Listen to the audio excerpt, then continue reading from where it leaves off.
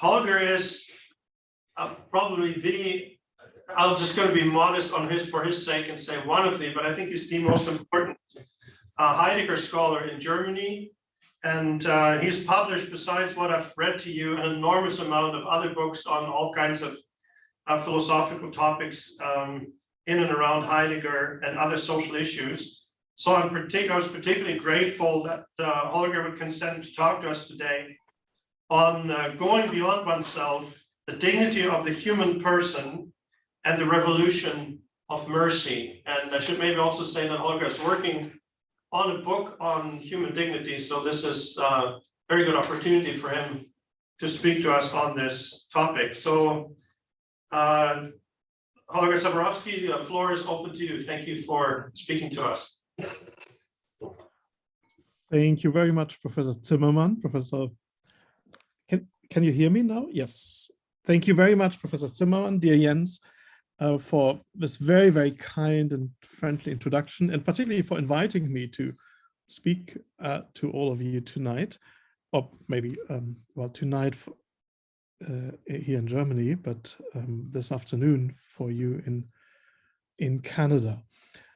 I would like to present to you today some ideas about the human person that may seem to be relatively unusual, because the topic of mercy seems to be a very theological topic, but I would argue that mercy is of philosophical and particularly phenomenological interest as well. So what I would like to do is to look at how we human beings go beyond ourselves in acts of mercy. And I would like to speak of a revolution of mercy. I would even argue that mercy is very, very important if we are to understand the human person. We can't really understand persons without looking at the concept of mercy and without looking at merciful acts and the idea of mercy, the revolution of mercy. So what I do is to take different paths to develop a phenomenology of mercy. The first step is a kind of introduction into the concept of mercy. At the beginning of his book, The Antichrist, Friedrich Nietzsche asks the following question: what is more harmful than any vice? Nietzsche answers this question as follows: active compassion, he writes, with all misshapen and weak people, Christianity. As is well known, Christianity is for Nietzsche the religion of compassion, or what is for him the same, the religion of mercy. And indeed, God's mercy stands at the center of Christianity. God, on the one hand, cares about human beings and turns to them full of mercy. And the human being is dependent on divine mercy. Miserere, have mercy on us, is perhaps the most important request that a human being can direct to God, and indeed has to direct to him because of his or her own deficiencies and guilt. The human being, on the other hand, can and ought to comply with the mercy of God through own acts of mercy, through feeding the hungry, giving water to the thirsty, clothing the naked, sheltering the homeless, visiting the sick, visiting the imprisoned, and burying the dead. So the 7 works of corporeal mercy. These works of mercy stand in a biblical context. Their origin lies in Jesus' eschatological talk about the Last Judgment in St. Matthew's Gospel. In this passage, Jesus says that he discloses himself in every suffering human being. Yet, it is important to know that mercy does not only play a major role for Christians. It is also extremely important in Islam, Hinduism, and Buddhism, for example. So by looking at mercy, one could, if we had more time, develop also an interreligious dialogue, start an interreligious dialogue, and look at the understanding of mercy and the difference of the respective understandings of mercy in different world religions. But not just in religion, but also from a purely secular, non-religious, and philosophical perspective, mercy is considered hugely significant. Most people do not join Nietzsche in his critique of mercy, and therefore they do not consider the merciful devotion to suffering, weak, and poor people, or to strangers harmful. Quite the opposite is the case. No one wants to appear merciless, lacking of mercy. Whoever acts mercifully seems to be a model of human existence, be it the biblical Good Samaritan, Mother Teresa, or other more secular or less well-known heroes of mercy. There are many. If you look around you, if you open the newspapers, we do find many examples of merciful action, of merciful people. So even who does not believe in a merciful God can postulate that mercy play a role among human beings, and can also desire that human beings do not just live alongside one another without ever really being neighbors, without ever touching one another, but that they care for one another well beyond their mere duty, and that they experience compassion for the other people in need and provide help if some other human being is in agony and suffers. Yet it is also important to bear in mind that mercy can easily be misunderstood. It is impossible to reduce it to a mere emotion. Just a feeling such as fear, envy, or anger. One has such an emotion or not. One cannot demand someone else have a specific emotion. And surely one is not responsible for one's emotions, but for how one relates to them. At best, a certain atmosphere, education, or self-disciplining can support the rise of a specific emotion. So if mercy was indeed a mere emotion, there could be no obligation to act mercifully, and a merciful action could not be understood as morally exemplary. It would just be the effect of an emotion. It is also possible to misunderstand mercy as a feature of human behavior or action that was important before the government or institutions of civil society took care of other human beings and their needs, as they do now in many countries. Today, it is then argued, individual mercy does no longer play a significant role, or merely in certain well-restricted circumstances. The concept of social justice, or the concept of solidarity, for example, these concepts seem to have replaced mercy. Why focus on mercy and thus on something extraordinary if it is better to use the language of justice and rights? There are therefore signs of a crisis of mercy in contemporary culture. Already the very word mercy, let alone the phrase have mercy or to have mercy, sounds old-fashioned. The word seems to be dependent on presuppositions that are no longer applicable or commonly accepted. Thus, mercy is often, if one speaks about it at all, discussed either very critically indeed, as something old-fashioned or merely religious, but not important for, say, a secular society or for our context today, or many people who speak of mercy speak of it ironically. It is then only possible to act mercifully as one takes pity on the cook and eats the last piece of cake. It is also possible to limit the demand to act mercifully to a small number of very, very extraordinary human beings who seem to have a specific inclination to do so because of their nature or their cultural and religious upbringing or imprint. Other people, normal, ordinary people, can refrain from acting mercifully. Mercy is for very special people, but it thus loses its universal significance. But should not all human beings, one needs to ask oneself, be capable of mercy and also act mercifully? Is mercy not today as important as in past times, not just for people of a certain religious belief?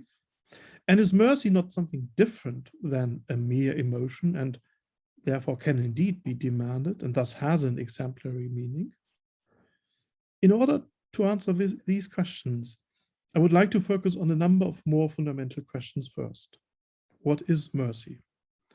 What happens if a person acts mercifully? And what if a person fails to do so? In raising these questions, I would like to examine the phenomenon of human mercy from a philosophical standpoint. Without any doubt, one has to think differently about divine mercy. Nonetheless, to understand what mercy among human beings really means can also help to understand the mercy of God better. So what I'm saying, my claim is, does have implications for theology as well. But I will not focus on the theological dimensions of mercy. I will look at the phenomenology of mercy. So, second step, part 2. Who thinks about mercy does not deal with an incidental phenomenon. One examines how being human concretely happens.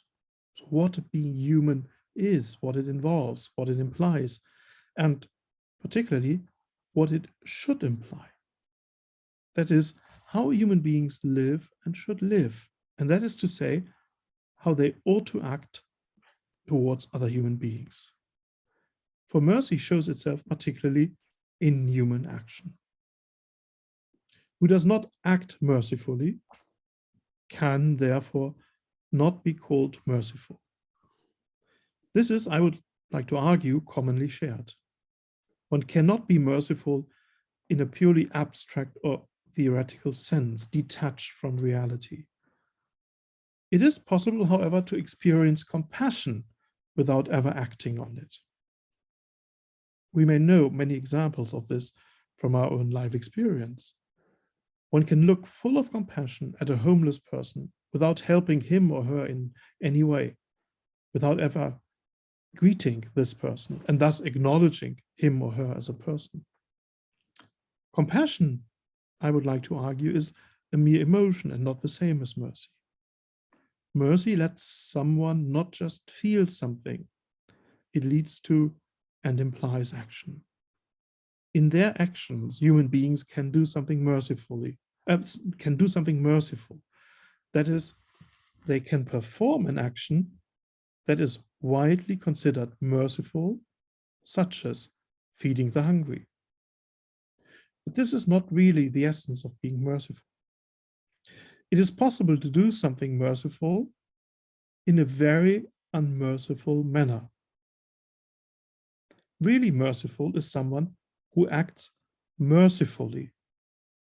That is, who does something that is not necessarily always considered merciful in a specific manner, out of mercy or full of mercy for another human being.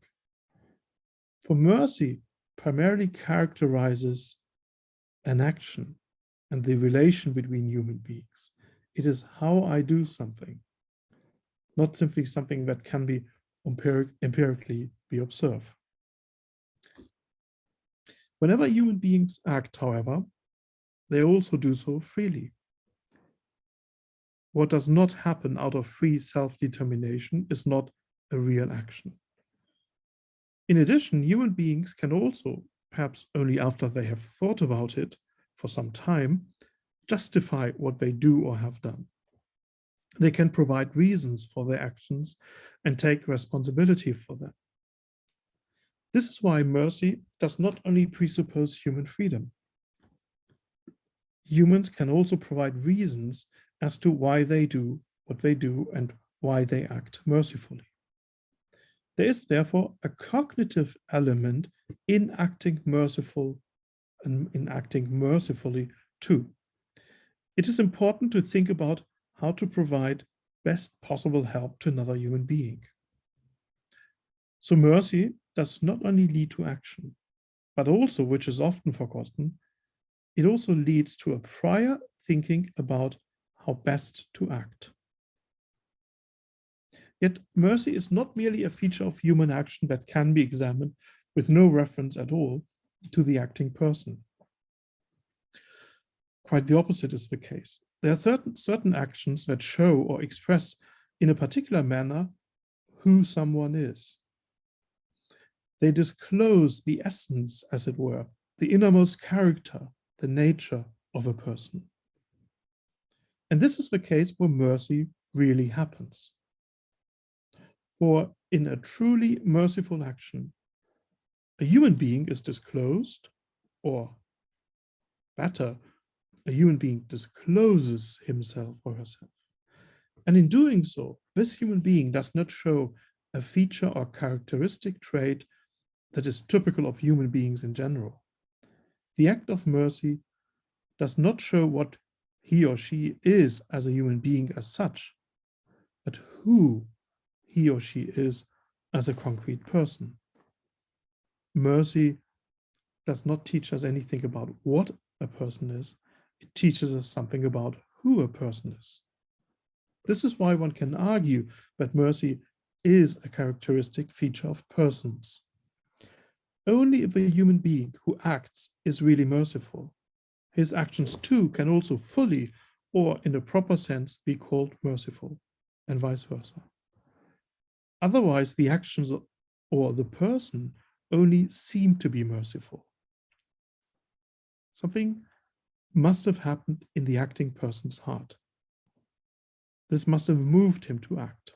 The Latin word misericordia for mercy, or the German word Barmherzigkeit, show this relation of mercy to the heart, the inner essence, or the character of a human being very clearly. So mercy can be considered a feature of a person's character, of who a person is. And this is why there are no objective scientific or empirical criteria for works of mercy. Even if someone explicitly explains his or her action with reference to the demand to act mercifully, so if he or she says, well, I did such and such because I wanted to act mercifully, other motives can have played a decisive role. It could be the case that mercy did play no role at all in his or her decision to act. Someone could have wanted to appear merciful. He helped needy and distressed people only to be praised or to receive an award. Someone else could mistake another motivation to act with mercy. It could be that she does not really know what mercy is. Who visits imprisoned people could actually, even though he thinks that he's a merciful person, simply be curious about the life in a prison or the encounter with criminals. He could really look for something to do because of his boredom or merely follow social practices. Many people do something good or pro bono simply because they have always done so or because other people do the same. Thus, who feeds the hungry does not necessarily act mercifully. Even his action looks as if it was merciful, or how one, perhaps even the acting person himself, imagines something merciful to look like. The character, that is, who someone really and deeply is, and the manner in which one acts, evades any attempt to determine it unambiguously. Character cannot empirically be observed or analyzed. Certain elements of it can be analyzed or observed, but the real character, the full character of a person, cannot be subject to this kind of empirical research. But this is not to say that there is no real mercy at all. It means that it is only possible to speak of works of mercy with a certain uncertainty. We can never look into the heart of another human being. This is where every human being is alone with himself and perhaps with his God. One can only, because of external signs, suppose that something is really a work of mercy, that a human being has really, and not just seemingly, acted mercifully. These often radical signs, such as Father Maximilian Kolbe's decision to die for another human being, allow for the hope that there are really merciful human beings. So talking about mercy, talking about merciful persons involves to talk about hope as well. If one speaks of a demand of mercy, this cannot mean that such a demand is to be understood like the kind of universal moral law, the observance of which one can determine with respect to external criteria. Mercy is nothing ordinary. To speak of a demand to act mercifully can only mean not to draw attention to the ordinary, but to the extraordinary way of human life. And one can only hope that one is also capable of doing so. And now come to the third part. In the proper meaning of the word, only human beings have a character. Even though one sometimes speaks of the character of a dog or even of a landscape. But one then refers to the nature of the dog or of the landscape and less to a specific character of comparable to the human character, or fully comparable to the human character. Other than animals, human beings are not simply their nature, they can relate to their own nature, to what they are. They can develop what the tradition has called a second nature, a character. For this reason, human beings are called persons. Persons relate to their nature. Persons are not simply their nature, they relate to it. It may be that certain animals, such as higher primates or dolphins, too are persons, but this is not the topic of this lecture today. With most animals, this is evidently not the case. Dogs, I would like to argue, cannot freely relate to what they are. It is not possible for them to make a decision as to whether or not they want to follow their impulses and desires. Dogs do not fast. Culture begins where freedom makes it possible to relate oneself to the immediacy of one's drives and not to follow them, for example. This is why education of animals is fundamentally different from education of human beings. And this is how the human being develops habits, such as the ones that allow him or her to do works of mercy. Therefore, animals, possible exceptions notwithstanding, cannot be merciful or act mercifully. Mercy shows a very important difference between human beings and animals. Nevertheless, as it seems, some animals can experience compassion, or to put it more precisely, something like compassion. That is, the emotion that lies in experiencing the suffering of another being as if it was one's own suffering, and thus in suffering together with the other being. One needs to say here something like compassion. For we humans can never fully know what it means for an animal, such as a dog, to experience compassion. The inner life of an animal is not immediately accessible to human beings. It is only possible to interpret it on the basis of external science, in analogy to one's own experiences. It is possible, however, to treat animals mercifully. Yet this has a meaning different from mercy for other human beings.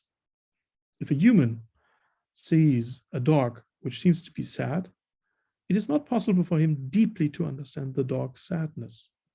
One can only suppose what it means for a dog to be sad and, in a limited way, suffer together with the sad dog and act mercifully for him or her.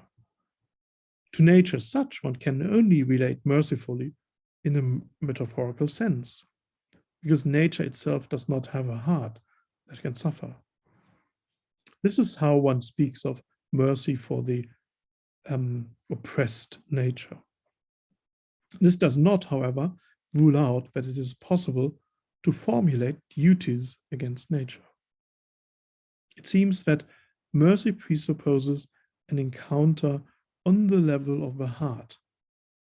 And it means on the level of the heart of beings or entities of the same kind. It thus presupposes empathy with the inner life of another human being. This is why mercy primarily happens between human beings. Even though one does not exactly know what it means to be another person or this specific other person, it is possible to empathize with the other person and to share his or her suffering in order to act mercifully. For one shares with the other person one's own human nature that one doesn't share with other animals, even though we do share a lot with animals, but we don't share our common human nature with them. If another human being suffers from a serious illness, we can sympathize with this person and show mercy towards this person because one has, or we have already ourselves gone through illness and can therefore share the experience of being ill by analogy. Thus, mercy presupposes a fundamental equality among human beings.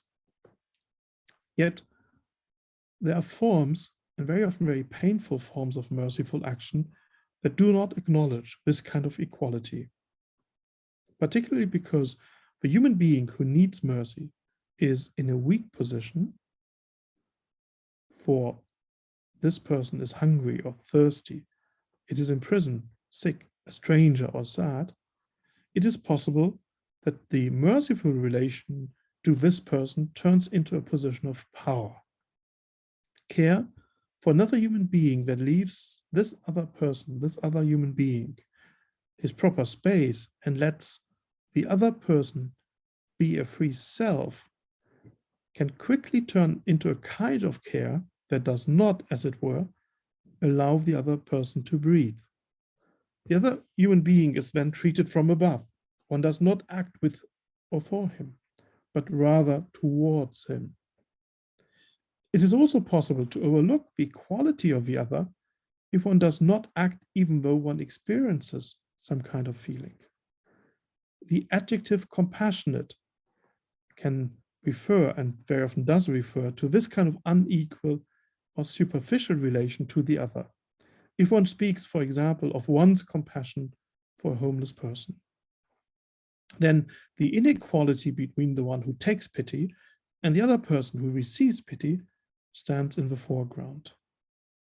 If something is being done at all, the other person becomes an object of only supposed merciful action. So mercy can also very quickly freeze, as it were, and lead not only to a position of power, but also to a mere routine that reduces suffering without allowing a real encounter with the suffering person. What is missing in this kind of merciful behavior is nothing accidental, but what is most important in the event of mercy. And I'm using here the concept of event, which is very significant, of course, in the history of 20th century philosophy and phenomenology, because this is how mercy most of the time happens. It happens. It cannot be anticipated very often.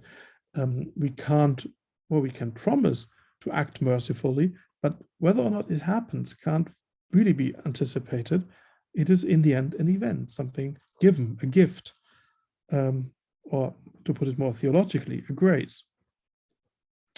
But what is most important in the event of mercy, a real empathy with and a real being touched by the suffering other person, that's what it is. This is why the works of mercy are not limited to material or external goods. Their end is not simply to provide food and drink, clothes, or a roof over one's head. Something different stands in the foreground of real compassion and mercy. So it is important, of course, to provide food or to provide shelter or clothes to suffering people. And these are very, very important acts of mercy. But I think what stands in the foreground is not providing material goods. It's something different. It is the deeply human turn towards the other. One heart encounters another. And this can happen in many, many different forms. It can happen in a friendly look at the other, in a true word, in the interest in what the other wants to say, in a gentle touch or a hearty embrace. Without this kind of mercy, there's no real being together of human beings. There's no real being for one another, because being with other human beings is always a being for other human beings. And you could say, well, this is essentially a merciful relation between human beings. For every human being who is being helped mercifully also gives something to the one who has mercifully given something to him or her. So the idea of mercy as, a powerful person giving something to another person, a weak person, a person who's in need, is not really correct, because even though the powerful person of a person who has money or who can provide food, clothes, shelter, gives something that the other person doesn't have, the person in need gives something also to the person in power, as it were, to the person who can help. It's a mutual relation. It's not simply a relation that goes into one direction, because what the other person gives is something that happens in between these two persons. Something new happens, a relation is being established, and we will see a little further on what this implies. However, who acts mercifully because he feels better afterwards, or because he receives gratefulness or anything else, as we have seen, does not truly act mercifully. And it is also important to know that whenever one acts mercifully, one does not merely give something, one always gives oneself too. It's a gift of oneself, not just of something. One person freely gives oneself to another free person. Here I am, there for you. In this giving oneself, the time with the other human person can turn into a shared and common time if the hearts really touch one another. So this is why the other person, the person in need, for example, gives a lot to the person who can provide help as well. It's a mutual giving. It's a mutual giving of oneself. It's a relation that's being established in the act of mercy.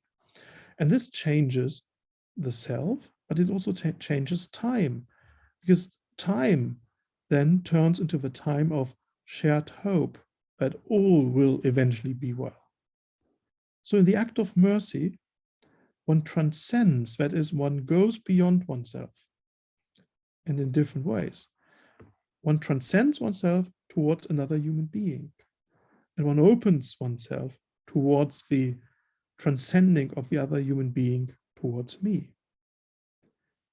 And the two of us, if we just focus at two, the two of us transcend ourselves towards a new we. Something new is established. There's no longer I and you, there's a we, and we transcend ourselves towards a we, a common community. And the two of us, or we, then transcend ourselves to a common future. And this again implies hope that this future will be a good future, that it will be a better future.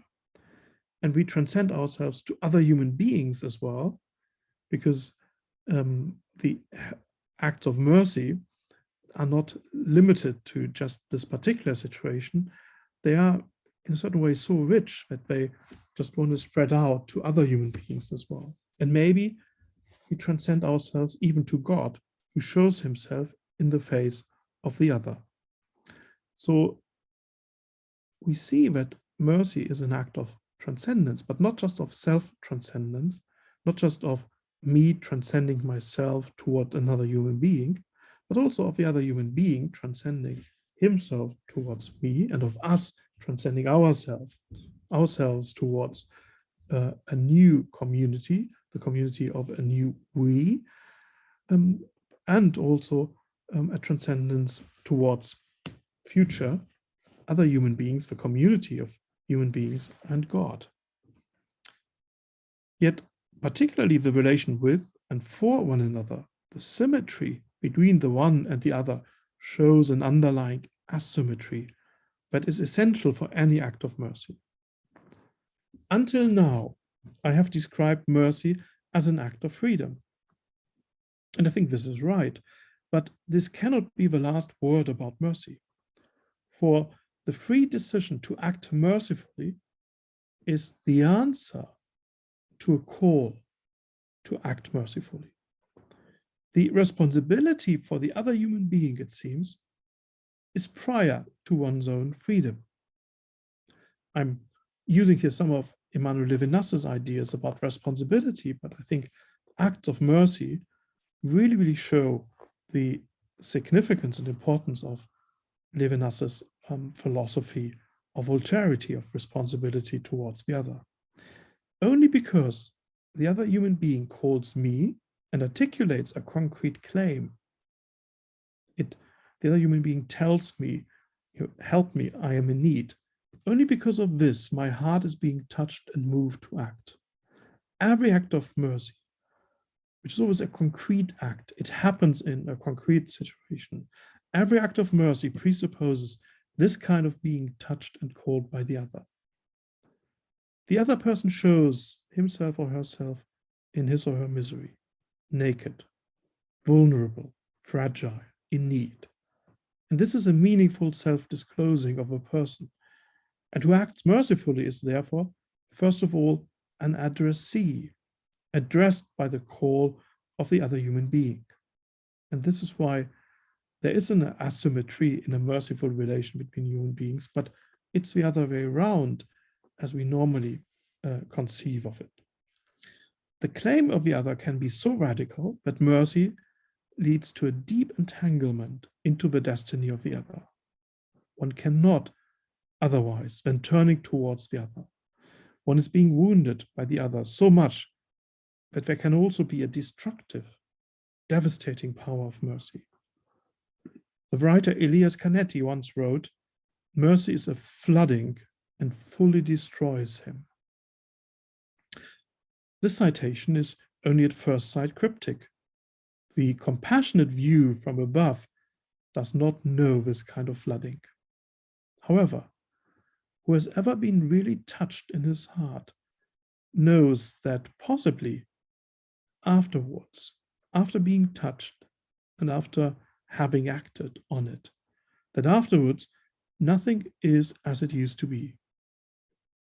One is destroyed perhaps in one's own autonomy. One is shaken in one's self-confidence. One has become another human being. One now lives for the other and from the other, from the gifts that the other bestows on us. A fourth look at mercy. It is possible to demand justice, if by justice one does not mean an inner attitude, but a behavior that conforms with given laws and legal norms. One can easily justify why justice, understood as acting in accordance with justice and the law, or according to certain concepts of justice, must be demanded.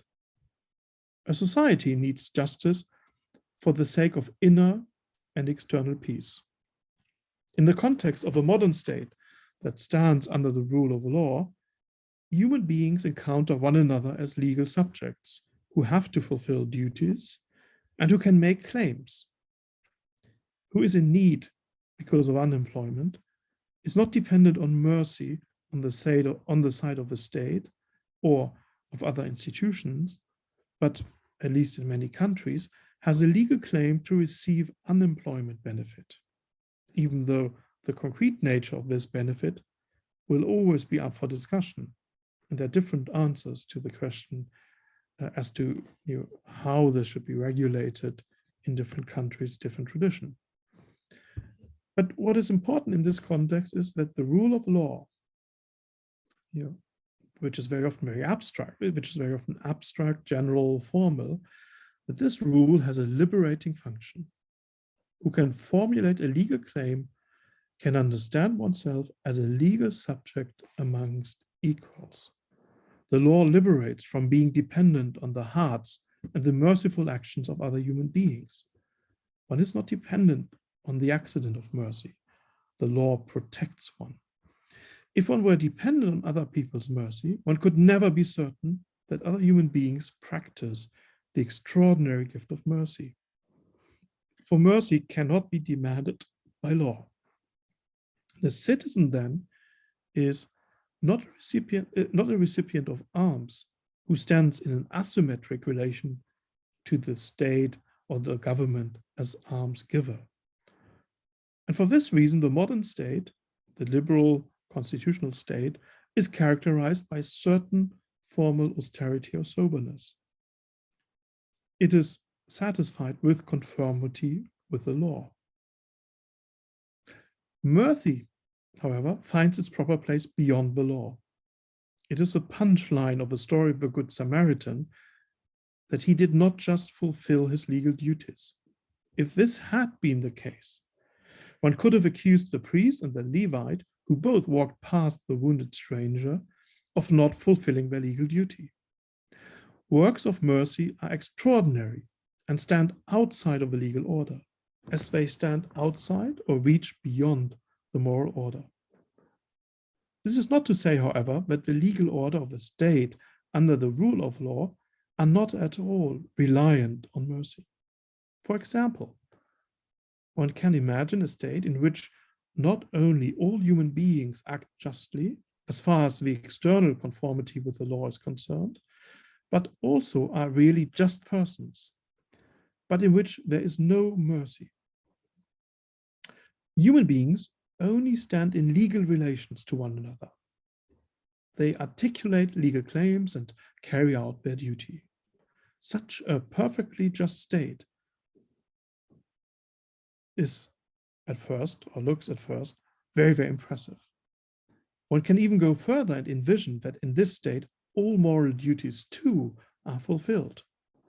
The common moral and legal rules are kept. Yet life in this kind of state was only in a limited way worth living, for it lacked the extraordinary element of mercy that goes beyond the law, but also beyond mere morality. But on this element, the element of mercy, humans are utterly dependent. If there's no mercy at all, and be it in the minimal shape of greeting another human being, of doing the extraordinary, if only rules are kept and the external observance of rules is the end of all human action, the atmosphere stays cold and is, after all, utterly inhuman.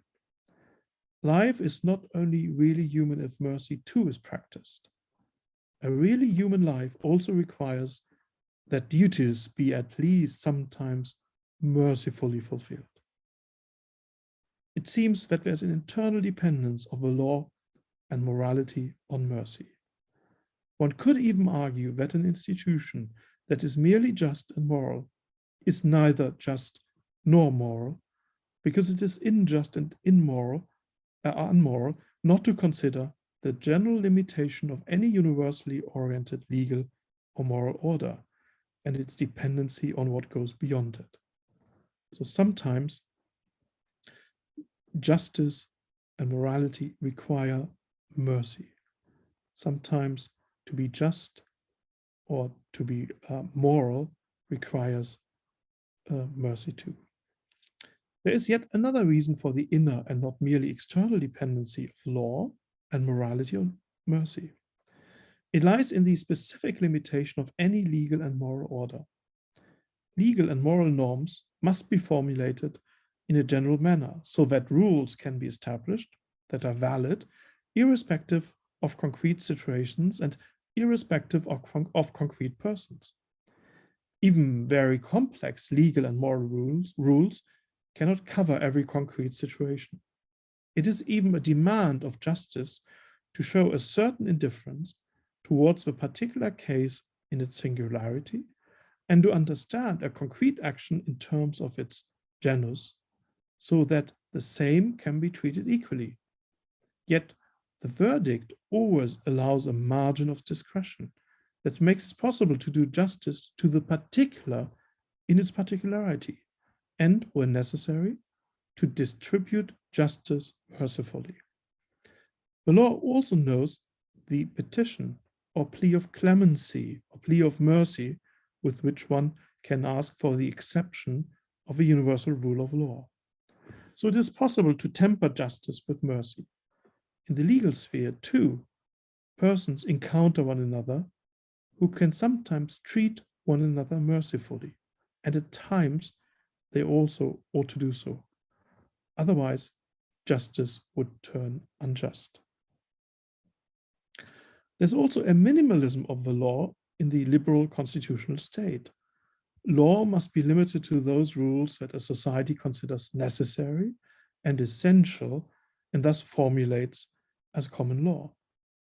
The state must only invade the life of its citizens with the instrument of the law as much as necessary, not only for pragmatic reasons, but on principle. For the liberal constitutional state is not a state that interferes with all possible areas of life and takes care of, say, the happiness of its citizen.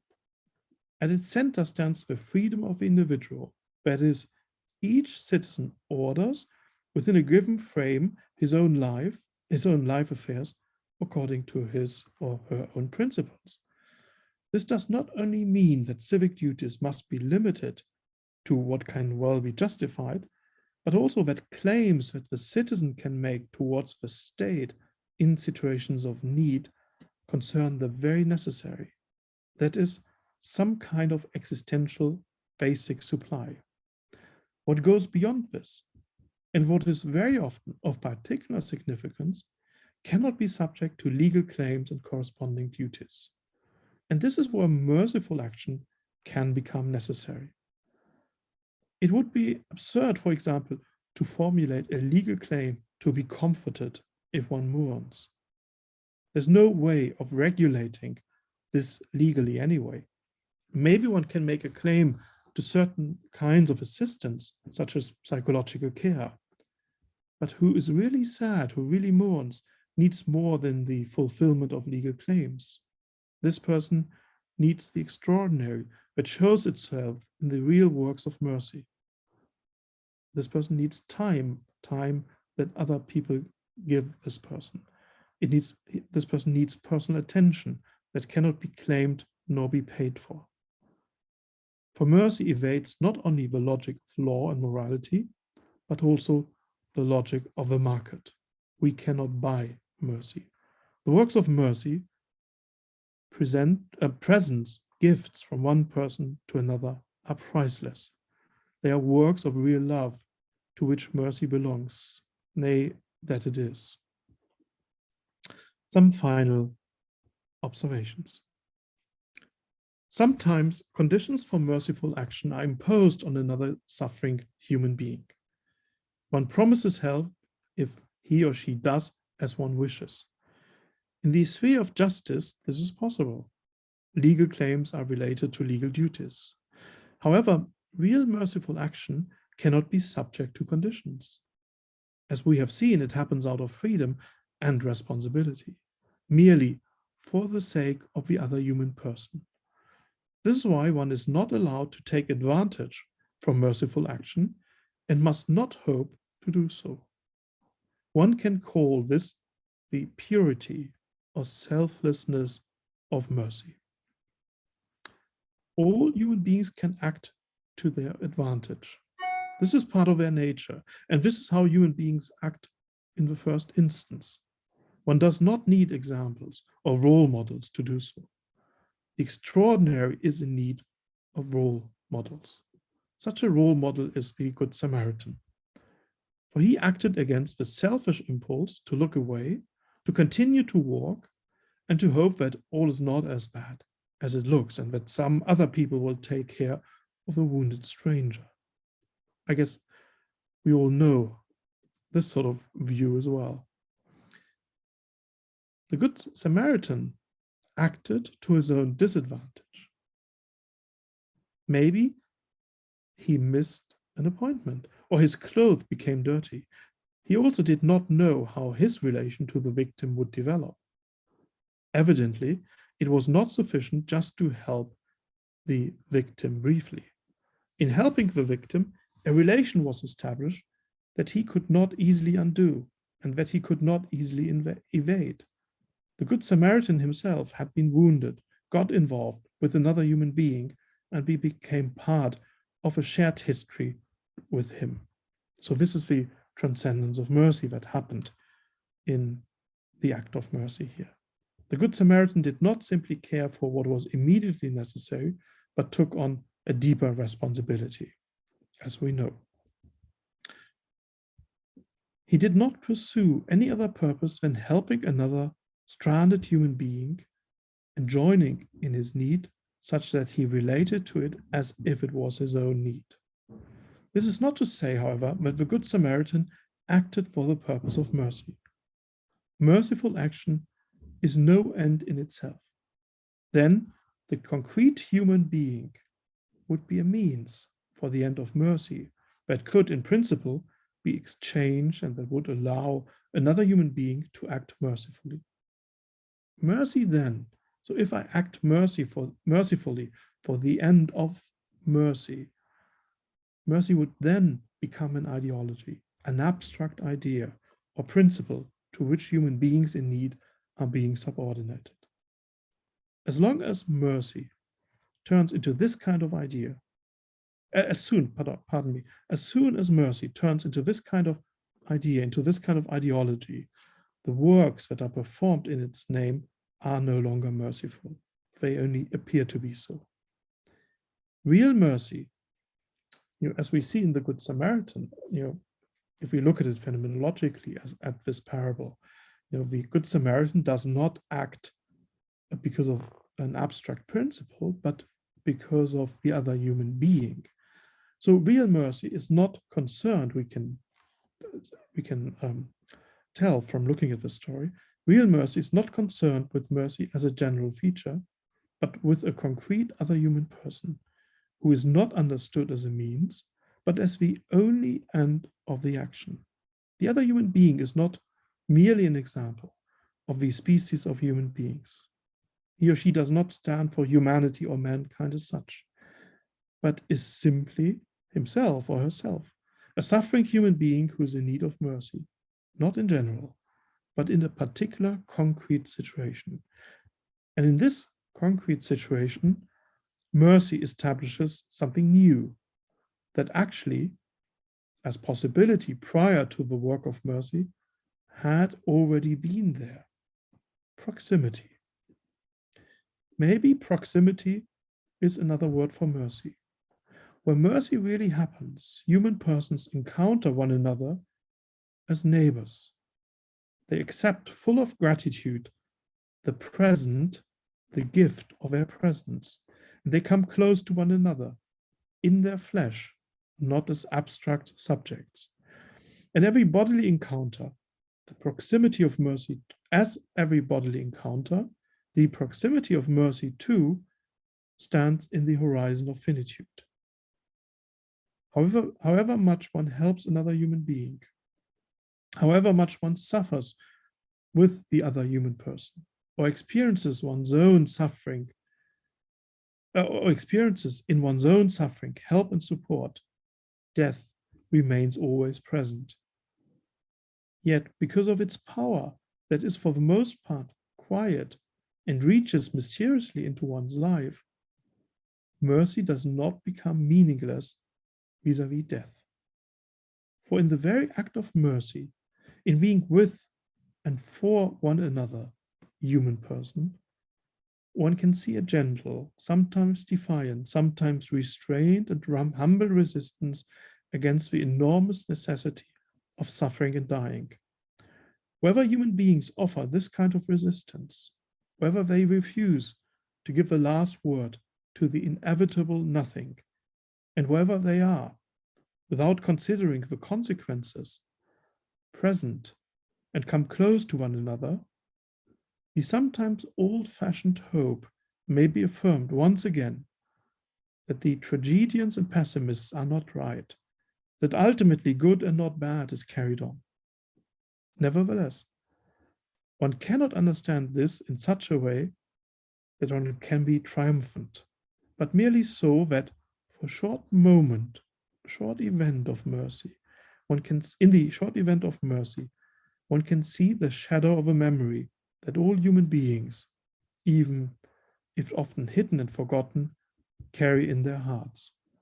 A memory of goodness that was once present in an unpreconceivable past, as it were, or, what is the same, in a future that will always remain future. Whether mercy happens, and who could know for sure that it ever happened, whether hope speaks of the reality of mercy, an abyss opens up. It is the abyss of the good that evades any attempt at explaining it, and furthermore, any attempt at really expressing it. This is why real mercy makes us speechless. Shyly, it moves away from the light of public attention and retreats into silence and hiddenness. For it does not know what it really is. Neither does it care about it. It simply must happen as an event, suddenly, freely, with no external reasons, an event that is not at all necessary or mandatory, but grabs one and the other, and lets them be thankful and transcend themselves. And this is good as it is. Thank you very much indeed for your attention. Thank you. Thank you very much. I see a lot of clapping hands, so you just have to feel like big applause, Holger. We have only 3 minutes left until a computer will mercilessly cut us off. So there is really no time for questions. I'm going to conclude with a comment along those lines really quick. That if, as you have said, mercy is a quintessential expression of our personhood and is also essential for recognizing personhood, then, a tongue-in-cheek comment of mine would be, and I'd add a third one, and then if this expression of personhood relies on proximity, or so that mercy, and proximity are almost synonyms, as you've also said, then if this expression of personhood relies on proximity in the flesh, I wonder how much room there is for mercy and personhood on an increasingly online culture, especially in education. Because if this is so essential, then we're screwing with something that is deeply, expressive of who we are. Sorry, I would love a longer answer from our speaker, but we have to leave. We have to leave you. Professor Zaborowski, you will join us in 10 minutes on the other link for our class discussion. Thank you all for joining us. Hope you will tune in again for next week's lecture. Again, on a very interesting topic. The link is there for you to get through the Region webpage. Thanks again for your coming, and I hope to see you next week again. Thank you very much.